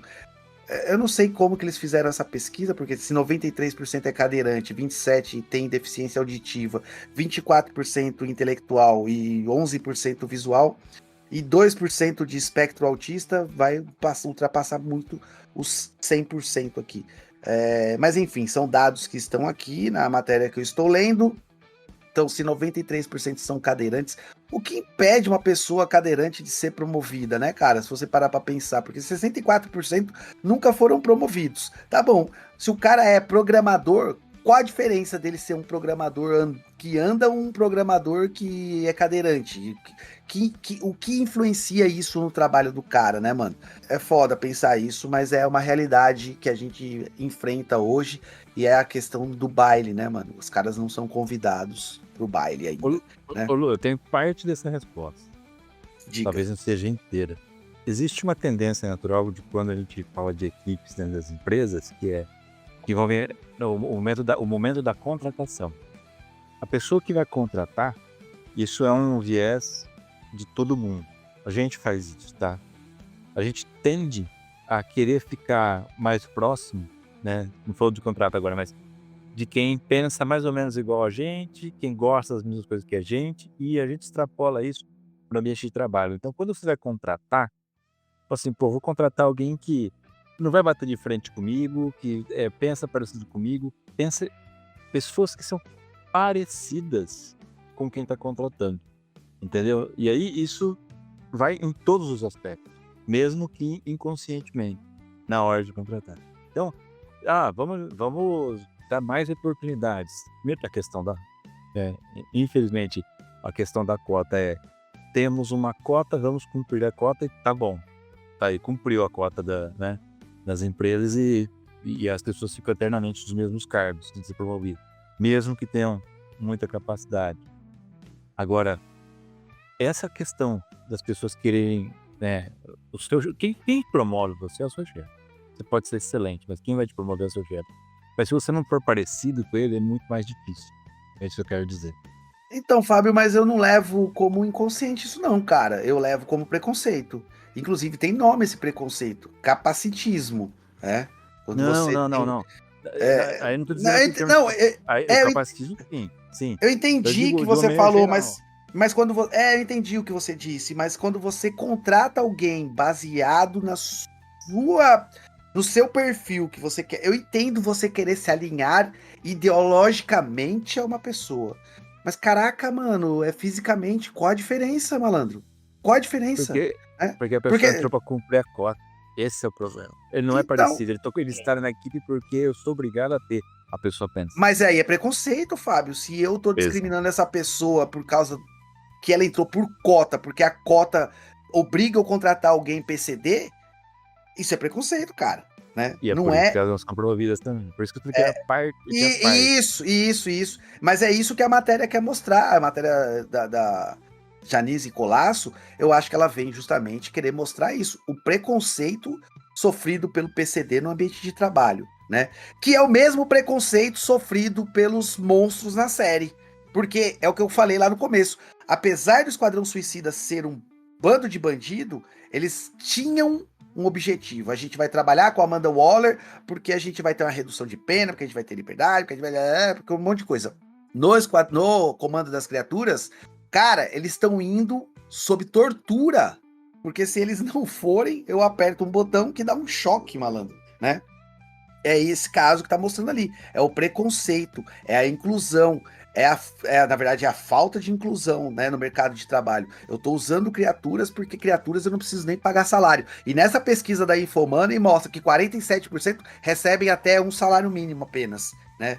Ou seja, é o capacitismo descarado aí que a gente ainda fecha os olhos, né, cara? Eu entendi a questão que o Marcelo falou sobre a questão do menino perguntar se ele é segurança. Existe realmente a questão do racismo, existe a questão da homofobia, mas às vezes a gente esquece da questão do capacitismo também, que é o preconceito contra o PCD, né? Todas são formas de preconceitos. E a gente, aqui no Manifesto do Caos, o nosso intuito é justamente analisar e debater com os ouvintes todas as formas de preconceito, não só de preconceito, mas outros assuntos, claro, mas a gente não pode deixar de falar justamente sobre o preconceito com o PCD. Por isso o medo da autodeclaração que eu mencionei lá atrás. Isso, se reconhecer, né, cara? É difícil mesmo, concordo. É difícil porque você sabe que a partir do momento que você se reconhece, você tá admitindo que você vai sofrer preconceito, cara. É isso, né? O Marcelo ia falar alguma coisa? Não, só pra... Cara, tem muita coisa nessas linhas aí que eu já passei. Essa que o Fábio comenta da promoção e tudo mais, aí você colocou do capacitismo. Eu tava numa empresa aqui em Mojimirim em 2000 e 2004, quando a lei de PCD começou. Na época não se chamava PCD ainda, né? Não tinha essa denominação que é universal hoje. E eu estava na segurança do trabalho e aí o RH dessa empresa passou para um grupo específico lá para colocar em prática essa lei. E eu, por um acaso, caí nessa. E é bem isso que o Fábio disse, Luciano, desde aquela época, cara. Primeiro você tinha que levantar dentro da própria fábrica quem tinha algum tipo de deficiência, né? Para ver se já dava o suficiente para que a época pedia, que era 5% de vagas específicas. Para não ter que contratar ninguém de fora. Para não ter que contratar ninguém de fora, e se precisar contratar para poucos lugares e para algumas vagas. Óbvio que se melhorou bastante nesses últimos, foi 2004, 20 anos, né? Mas, cara, é bem essa. E no mundo corporativo, pelo jeito, não mudou muita coisa, mas eu lembro que foi o frisson, porque ali ia era uma empresa grande, né, cara? Não vou falar o nome da empresa para não. Eu tô falando muito. Tô colocando muito no podcast sobre Júdice. Mas é uma empresa grande aqui, e foi a notificação era direta do Ministério do Trabalho, porque ela não tinha nem cadastro das pessoas com deficiência, que ela já possuía no quadro de funcionários na época, né? E era um período que ela estava em alto crescimento, ela tinha passado em pouco tempo de 490 funcionários para 1.300, uma coisa assim. Então, eu lembro que eu saí dessa empresa tinha 1.300 funcionários, eu tinha quase que triplicado o número de funcionários, e ela não cumpria a cota nem da época que ela tinha 400, pra você ter uma ideia. Então, é bem nessa linha que o Fábio disse mesmo, que funciona essa questão que funcionava naquela época, né? Depois eu não trabalhei mais nisso. A selvageria do mundo corporativo, é isso aí. Selvageria do mundo corporativo. William, você tá muito quietinho aí, mano. Quer comentar alguma coisa sobre tudo isso que nós falamos e dê sua opinião aí sobre Comando das Criaturas, então, cara. O que você achou aí? Se vale a pena, se não vale, se tem a ver com o que a gente disse, se não tem a ver, se nós estamos viajando na batatinha. O que você pensa de tudo isso? Eu vou, na verdade, Luciano, eu vou linkar, eu vou unir as coisas, a questão do baile do Fábio, o que você falou do capacitismo e até as questões que o Marcelo comentou também. Vou puxar o fio da meada que ele comentou da Patrulha do Destino, que eu estava pensando conforme vocês estavam falando aí, né? Lembrando, o Marcelo falou que foi longe, né? Viajou longe, mas eu vou fechar o ciclo aqui, colocando a gente de volta falando de nerdice, falando de quadrinhos e tal. E eu achei bem válida todas as exposições de vocês, todos os pontos que vocês colocaram, e fazendo o paralelo com a Patrulha do Destino que o Marcelo comentou. Eu não assisti a série, eu conheço a equipe das HQs. E eu achei muito válido o Marcelo lembrar, fazer essa comparação do Comando das Criaturas com a Patrulha do Destino, porque existe até hoje a rusga entre Marvel e DC, exatamente entre a Patrulha do Destino e os X-Men. Ambas as equipes foram criadas no mesmo ano, e há quem diga que o Stan Lee ficou sabendo que que a DC ia fazer a Patrulha do Destino, já copiou a ideia e fez os X-Men. Independente de quem copiou quem, ou de quem veio primeiro, quem foi a ideia, ambas as equipes, assim como a Comando das Criaturas, tratam desse assunto aí também, né? Dos excluídos da luta por direitos. Hoje em dia, obviamente, os X-Men são muito mais famosos exatamente por levantar essa bandeira, né? A defesa daqueles que são os marginalizados, daqueles que são os excluídos, daqueles que o público não quer ver, né? No caso do universo Marvel ali. Mas eu acho que na hora que o Marcelo comentou da Patrulha do Destino, eu lembrei, já fiz associação com os X-Men, eu falei, nossa, acaba tendo tudo a ver, né? Tudo a ver com o que vocês falaram. Os X-Men, a Patrulha do Destino e o Comando das Criaturas não são convidados para os bailes que a Liga da Justiça, os Vingadores vão, né? Então, eu acho que tem tudo a ver aí, conforme que vocês expuseram aí, né? E acaba refletindo a ficção acaba refletindo muitos aspectos da realidade, né? E esse aí é mais um caso desses aí, que eu acho então que muito válido a maneira que o James Gunn colocou, pontuou, é a maneira que e os monstros, que na verdade não são monstros, né? Foram vítimas de monstros, como bem lembrado pelo Fábio. Caraca, mano, foi filosófica, sabe? O William, ele é foda, mano. O William, Show, né? ele fica sem falar, mas quando ele fala, mano, meu olho até lacrimeja aqui, velho. Porque eu falo, mano, o braço arrepia aqui, mano.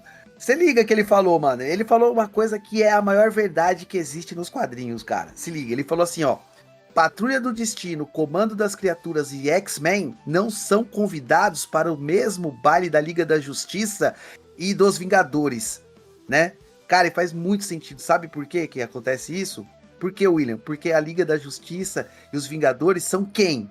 São os bonitos são os brancos, são os que têm os dentes branquinhos, os que sorriem para as câmeras, são os perfeitos, né? Então, o mainstream, né? Do. Cara, me fugiu a palavra agora, eu ia falar do American Way. São os estereótipos de É, perfeição imposto pela sociedade, né, cara? é. É verdade, cara. É boa essa daí, mano. Boa, gostei muito, gostei muito. Ô, William, então fala aí, mano. Você gostou da série? O que você acha aí? Dê sua opinião. A gente já tá um tempão debatendo aqui, cara. Vamos pro encerramento já, vamos pra parte final. Já dê a sua opinião aí sobre o que você achou, então, de Comando das Criaturas. Cara, falar pra vocês que só vou dar sequência no que eu tava falando então. Quando a gente comentou em off, né? O James Gunn meio que seguiu a receita de bolo dele, tá na zona de conforto. De forma alguma isso é demérito pra série, pro James Gunn, pra qualquer coisa. Ele fez o que ele faz muito bem feito. Então, eu curti pra caramba a série, recomendo com certeza, independente de você conhecer quadrinhos ou não, conhecer os personagens da DC ou não. Já faço também uma meia-culpa aqui. Eu brinco com os amigos aí, os velhos leitores de gibi da banca, né, do Fernando, o nosso grupo de leitores de gibi. Eu acabei lendo muito mais, acho que DC do que Marvel na vida, mas são personagens que eu particularmente não conhecia muito não, né? Malemar, acho que como eu comentei com vocês, o Dr. Fósforo ali, o Doninha, e olha lá. Mas, independente de você conhecer ou não os personagens, tudo, a história, e especialmente cada um dos episódios que mostra o background, né? O que aconteceu com eles para chegar onde eles estavam ali naquele momento, naquela equipe. O James Gunn foi fantástico fazendo aqueles flashbacks e explicando tudo e mostrando de uma forma praticamente lúdica ali. Série recomendadíssima, com certeza. E como vocês falaram, né? Não é à toa que passou atropelando What If, né? Coitada da Marvel aí, né, nesse aspecto, né? A DC, quando quer fazer coisa bem feita, faz. O problema é que ela não gosta de querer muito, né? O problema é que ela larga todas as animações. Houve uma época que as animações da DC destruíram as da Marvel, né? Hoje, ultimamente, até isso estava ruim na DC. Né? Vamos ver, quem sabe apruma o caminho, né? É verdade. Não vou nem falar de Crise nas Infinitas Terras, pelo amor de Deus. Nossa, Cristo Redentor, que desgraça aquilo. Mas o Flashpoint, né? O Flashpoint é legal, pô. Não, o Flashpoint tá aqui bom. Essa foi bem adaptada, essa foi bem adaptada. Fábio, novo fã do James Gunn, o que você achou da série Comando das Criaturas? Eu sou um velho fã do James Gunn que foi obrigado a gostar da DC por causa dele. Né? Não, cara, eu, assim, como já falei, eu gostei bastante, me faz gostar da DC porque traz uma DC mais Marvel, mais colorida não no sentido do humor, mas com mais cor, mais super-herói, mais, né, mais pessoas falhas. Eu gosto. O que me tira da DC é que as pessoas, que na Marvel, mesmo os heróis e tal, eles são mais frágeis, são mais falíveis, né? O Homem-Aranha é quebrado, o Matt Murdock também, os X-Men são todos párias, todo mundo Tony tem... Stark é bêbado. O Tony Stark é bêbado, Gente, todo mundo tem um problema que é um problema do mundo real. Não um problema assim. Não, o problema do super-homem é a criptonita, que nem é desse mundo, né? Mas eu gosto quando os personagens estão mais ancorados, mesmo sendo criaturas, a coisas mundanas, a coisas do chão, a coisas que você pode ver, coisas que podem acontecer. É isso que eu gosto mais da Marvel versus a DC nesse ponto. E o James Gunn, ademais de tudo que a gente comentou aqui, então eu gostei. Todos os pontos positivos a gente já falou, mas faltou falar um ponto positivo que é o que me ganhou, que é a trilha sonora de James Gunn. Putz, cara, putz! É verdade, hein? É. Eu tenho no meu Spotify, o Luciano compartilhou com nós a trilha do Creature Command. Eu já tinha feito o trabalho reverso. Eu peguei a abertura, que é da Fanfare, e eu não consigo pronunciar porque tem um nome estranho. É uma fanfarra. O tema de abertura, eu geralmente pulo a abertura da série.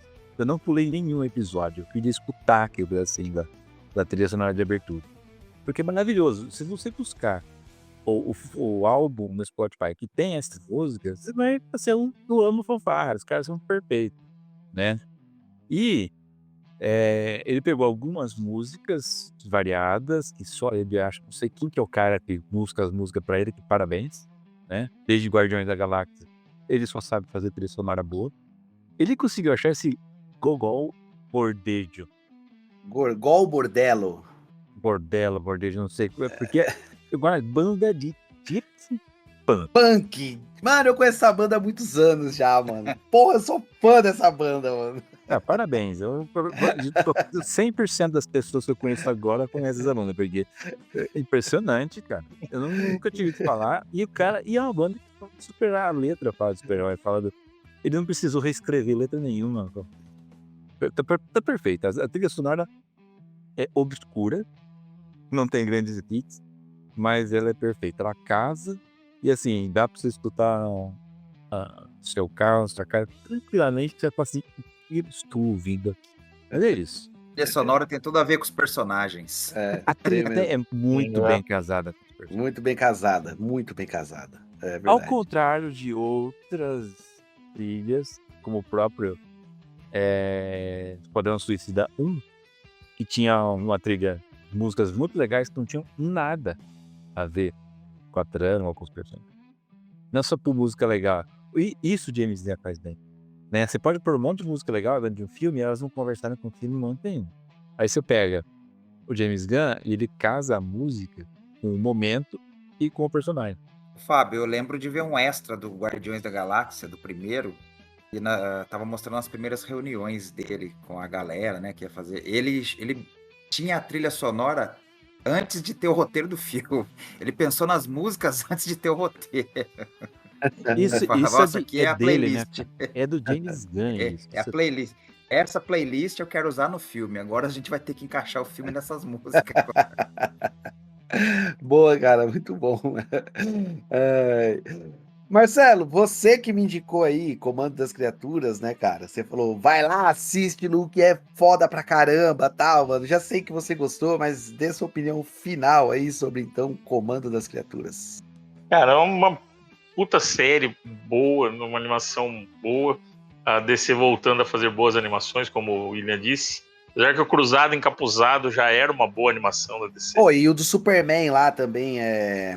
Ai, caramba, fugiu o nome agora. É a última série do Superman aí, de animada. Aqueles mais novinhos. Isso, as aventuras. Minhas aventuras com Superman. Isso, esse daí. Minhas aventuras com Superman. É boa. É bem é legal, boa cara. Também. Até eu postei lá no grupo, acho que foi no grupo que eu postei, a trilogia da DC que, mano, arrebentou, né, cara? Minhas aventuras com o Superman, o Cruzado Encapuzado e agora o Comando das Criaturas. Bem lembrado do Cruzado Encapuzado. Tem episódio do Manifesto do Caos sobre o Cruzado Encapuzado. Se você não ouviu, vai lá, acessa lá no Spotify e ouça, porque é um episódio muito, muito bom. Não, sem dúvida. E, cara, a série é muito boa. Eu concordo com o Luciano que ela tem um quê de Tarantino, sim, com certeza, também. Tem um pouquinho ali. Não em todos os episódios, mas tem. Série mais 8, cuidado, criançada. Não vai não vai ver escondido da mãe e do pai. Mas é uma série muito boa, recomendadíssima. Antes de terminar, só um parêntese que eu preciso fazer. Nenhum problema da pessoa ser segurança, tá, gente? É só um contexto. Não vai alguém falar que não tem problema nenhum. É uma profissão digna total. É verdade. Senão alguém pega pelo contexto errado a situação. Não, Que não é isso, a questão não é essa. São outras condições, não é isso. Não é um demérito nenhum ser. A questão na discussão naquele momento não era essa. E tem outra, hein? Vocês falaram lá do X-Men, do Comando das Criaturas e da Patrulha do Destino não irem na mesma festa. Tem pior, hein? Os Morlocks não vão nem na mesma festa desses três, hein? Nem da dos X-Men, hein? Não vai nem dos X-Men. Pode crer, mano. Porra, bem lembrado, mano. É verdade. Não vai mesmo. Excelente, cara, excelente. Cara, eu tenho que falar pra vocês, mano. Quando o Marcelo me indicou a série, eu já queria assistir e tal, mas eu não tava com uma expectativa muito alta, porque até um bom tempo, assim, eu tô meio com esse negócio de série animada, eu fico meio, mano, será que é infantil? Será que é besta? Mas aí o Marcelo falou pra mim com tanta ênfase, vai lá, Lu, assiste, é muito bom, você vai gostar, cada episódio conta a história de um personagem, basicamente, ali. E, cara, eu fui assistir de coração aberto, até porque, como o William falou, eu também não conhecia nenhum personagem ali, cara. Eu conhecia, lógico, a noiva, o Frankenstein e tal. E aí, cara, eu falei, mano, tem um monte de personagem, mano, que eu não faço ideia de quem são esses personagens, tá ligado? Será que eu vou me apegar a algum deles? Cara, porra, mano, chega no momento da série que você se apega tanto, tanto, que quando alguns deles sofrem algumas consequências ali, você fica chateado, cara, de verdade, sabe? Tipo, mano, você fala, caralho, mano. E aí é nesse ponto que eu falo que o James Gunn, ele foi uma mistura de Tarantino com o Martin lá, o cara que escreve o Game of Thrones. Porque ele não teve piedade nenhuma de alguns personagens, né, cara? E a gente acaba em pouquíssimos episódios se apegando a esses personagens. Eu tenho que fazer destaque aqui. Eu gostei de todos, de verdade. Gostei de todos. Eu acho que o único personagem que eu não gostei muito foi o Flag, mas ele não é uma criatura. Mas das criaturas eu acabei gostando de todos. Eu acho que o Fósforo tem o seu valor ali. Ele é um cara que, mano, se fudeu muito. Doninha, cara, é um bagulho muito injusto que você fica revoltado. O Frankenstein e a noiva tem o arco próprio deles lá, que é mais ou menos o arco do livro tal, ali também. Mas, cara, tem dois personagens que me pegaram muito, muito, muito, que é a Nina e o Robô Recruta. Cara, esses dois personagens me pegaram demais, assim, são dois personagens muito foda. A Nina, principalmente, cara, é uma personagem muito, muito bem construída, sabe? Com um background muito foda. E a gente vê que é possível você fazer uma animação séria com personagens cativantes e que você não precisa produzir o One Piece de 1080 episódios, tá ligado? Você consegue fazer isso em 7 episódios e você consegue contar uma história boa em 7 episódios. Realmente, eu tinha marcado aqui, eu falei, mano, eu preciso falar isso de qualquer jeito, e eu tava acabando esquecendo aqui, ia passar batido, ainda bem que o Fábio lembrou. A trilha sonora é genial. Eu lembro que quando eu ouvi, cara, a primeira vez, acho que é no primeiro episódio, já toca o Gogol Bordello, mano, e eu falei assim, caralho, mano, isso é Gogol Bordello, eu não tô acreditando que o cara colocou isso na série, malandro. Eu já mandei pro Marcelo, né, Marcelo? Eu já falei, mano, Marcelo, vai lá e pesquisa sobre essa banda aqui, me fala o que você acha, mano. O Marcelo pesquisou e falou, caraca, mano, tá tudo lá na série, o James Gunn usou as músicas todas dos caras, mano. É uma banda que eu acho sensacional, de gypsy punk. Eles vieram num festival no Brasil, não lembro se foi no Rock in Rio ou se foi no Lollapalooza, não lembro qual desses que foi. Eu só lembro que foi transmitido na TV e foi a única que eu esperei pra ouvir, porque passou ao vivo na televisão lá e tal. E foi a única que eu esperei pra assistir, cara, porque eu gosto demais. E aí, até nesse ponto, me lembra um pouco o Tarantino, né? Porque eu lembro de algo, assim, eu gosto de trilha sonora, mas eu sei que algumas me pegaram, assim, porque eu lembro que eu compro o disco, tá ligado? Na época de CD, eu comprava o CD. E eu lembro que algumas trilhas me pegaram, e uma delas que me pegou muito foi a do Pulp Fiction. Cara, uma trilha sonora sensacional, que é do Tarantino, né, mano? Foda demais, demais. Eu lembro que eu tinha o CD na época. Depois disso, eu lembro que uma trilha sonora que me marcou muito foi a do Guardiões da Galáxia. Inclusive, eu tô ligado que o Fábio gostava muito dessa trilha, porque ele adorava aquela música da abertura lá, do que cara, põe a fitinha lá, bem no começo do filme já tá tocando essa música, que é, inclusive, se eu não me engano, de um grupo indígena, a música original. E agora essa trilha sonora, cara. Eu baixei na hora, já baixei, já fui no Spotify, já pesquisei, já tinha lá, já mandei no grupo para os caras ouvirem. Porque, mano, não é todo dia que você ouve Gogol Bordello como trilha sonora, principalmente de uma animação. Então, cara, é um show à parte a trilha sonora. E a série, cara, pega muito nessa parte de psicológica, nessa parte sentimental. Por mais que seja uma série violenta, sangrenta, e que nem o Marcelo disse, não deixem seus filhos assistirem, ou então não vai lá escondido, menor de 18 assistir. Porque ela é bem violenta, assim, tem cena de sexo, tem cena de cabeça explodindo, e é isso, cara. Então, assim, grata surpresa, fiquei muito feliz pela indicação do Marcelo e, cara, show de bola. Quem não assistiu, vai lá e assista Comando das Criaturas, porque é realmente sensacional.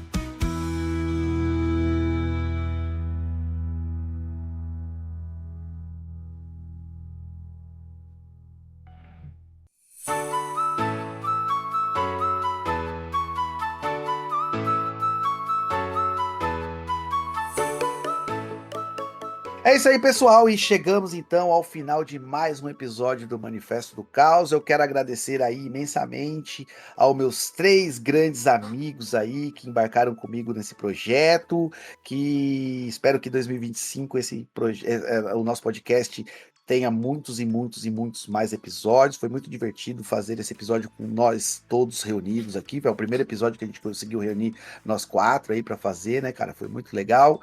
Então, obrigado por essa conversa tão rica, tão cheia de informações e provocações e questionamentos, ensinamentos e dúvidas, inclusive porque a gente também, nas nossas questionamentos, a gente acaba gerando dúvida para nós mesmos, e é legal porque depois a gente acaba sempre dando uma pesquisada e indo atrás das informações aí, tá bom? Obrigado aí vocês, é isso.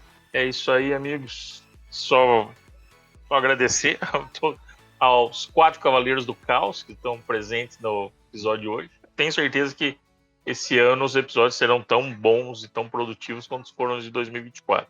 Abraço. Vou aproveitar então também já fazer os meus agradecimentos. Estou muito contente de estar participando já do episódio de abertura da temporada 2025 aqui do podcast, e especialmente porque deu para reunir nós todos, né? Que deu para fazer um episódio que todos estivéssemos juntos. Isso foi muito legal, assim, foi muito é empolgante, né? É interessante assim discutir as ideias e tal, como o Marcelo fala, né? Falar do que a gente gosta com quem a gente gosta. E ouvir as opiniões de cada um, e mesmo quando a gente pode ser um pouco dissonante, como o Marcelo disse, a gente pode discordar, a gente sempre chega a conclusões muito próximas, né? Então, agradeço demais aí, amigos, e que seja um ano muito produtivo aí para o Manifesto do Caos, e que todos os episódios sejam de uma qualidade extrema, como esse de hoje, não tenho dúvida, e todos os demais lá de 2024. Abração aí para vocês, valeu! Bom, agradecer de novo, né, o convite seus, agradecer o convite do John Hurt, que sempre se faz presente, eu sou convidado também. Verdade, precisamos agradecer. Agradecer a ele de novo, participar e me fazer presente aqui. É um prazer inenarrável, já que estamos falando de trilha sonora aqui, estar com meus amigos, falar de quadrinho, falar de série, falar de coisa que a gente gosta. É sempre bom estar certo de novo, né? Então, acertei algumas vezes, com variedade. Se eu não me engano, posso no máximo não estar completando meus raciocínios, mas enfim, piadinha à parte, é sempre bom. Pode contar comigo, e a gente tá junto. Mas melhor episódio com todos os Call Brothers conectados. Boa, Fábio. A gente vai convidar você agora para fazer o 1984, é o próximo, o próximo Com quem episódio. mesmo? O livro e o filme. É o filme 1984, é o próximo episódio que você vai participar. Beleza, John Hurt na veia de novo. Ai, caramba. É isso Cara, aí. o Homem-Elefante foi Foi muita coincidência, né, cara? Para o ouvinte saber, a gente não combinou isso aí, foi coincidência de verdade. coincidência de verdade. Não, o próximo com certeza vai ser também. E eu quero deixar aqui o nosso agradecimento especial, então, a você, ouvinte, que nos acompanha aí, durante os nossos podcasts aí, que ouve e compartilha o nosso podcast aí no Manifesto do Caos, embarca com a gente nessas reflexões sobre cultura pop e sociedade, tá bom? Se você curtiu o episódio aí, então, não se esqueça de nos apoiar, né? É importante aí, o seu apoio é fundamental para a gente continuar produzindo mais episódios aí, que você curta, deixa seu like, comente, compartilha com seus amigos, ajude a espalhar aí a palavra do Manifesto do Caos, né? E se puder também lá no seu agregador de podcast favorito, principalmente acho que o Spotify, né? Vai lá e dá as estrelinhas lá pra gente, avalia o nosso podcast lá, porque isso é importante. Cada gesto aí ajuda o Manifesto do Caos a crescer e alcançar mais pessoas, tá? E siga a gente também lá nas nossas redes sociais, tá? A gente tem lá o Instagram, que é o @manifesto do caos _ e a gente tá aí com uma frente de produção grande lá também no www.manifestodocaos.com.br, que é o nosso site aí, que a gente posta várias matérias, notícias sobre quadrinho, filme, série e afins lá, tá bom? E aí você acaba ficando por dentro de tudo que a gente posta lá, tá bom? Um grande abraço, até o próximo episódio, tchau! Through Siberian woods, breaking up their neck.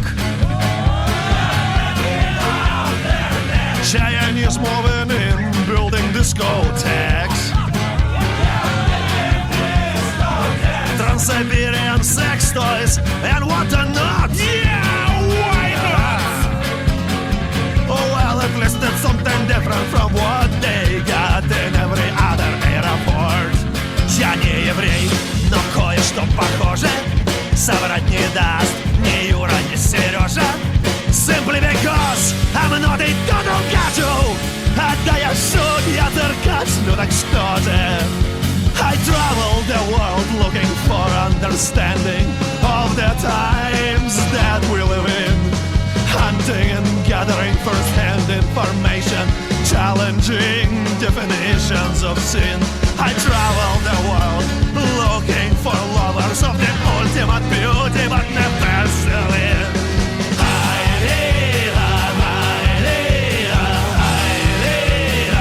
I am a wanderlust king. I stay on the run. Let me out. Let me be gone. In the world, beat up road Zion. I so new history of a time. New history of